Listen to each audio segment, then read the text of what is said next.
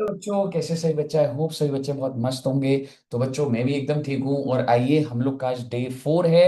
And CA foundation and CMA foundation का हमारा day 4 challenge है, 100 डेज चैलेंज है ये। जिससे मैं आपको डेली नई नई बातें सिखाता रहूंगा, जिससे कि क्या होगा, आपका एग्जाम जो जनवरी या दिसंबर टाइम में है उसमें आपको बहुत हेल्प मिलेगी। तो मिस मत करिएगा।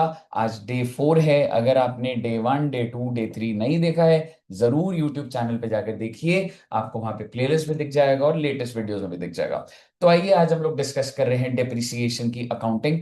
डे 3 के अंदर मैंने ऑल्टरनेटिव नंबर 1 करा था, और आज मैं ऑल्टरनेटिव नंबर 2 कर रहा हूं। तो जैसे कि आपको बताया, आप एक फिक्स्ड एसेट परचेज करते हैं तो उसकी एंट्री क्या होती है बच्चे, फिक्स्ड एसेट टू बैंक। और इसके अंदर आप इंस्टॉलेशन चार्जेस को ऐड कर देते हैं। देन डेप्रिसिएशन हम साल के एंड में लगाते हैं, which are on the last date.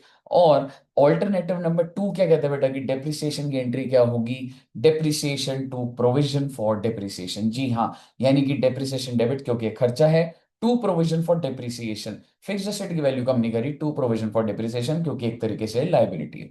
मान लीजिए आपका एसेट 100 रुपए का था, तो आपका डेप्रिसिएशन मान लो 20 रुपए का है, तो डेप्रिसिएशन टू प्रोविजन 20 रुपए।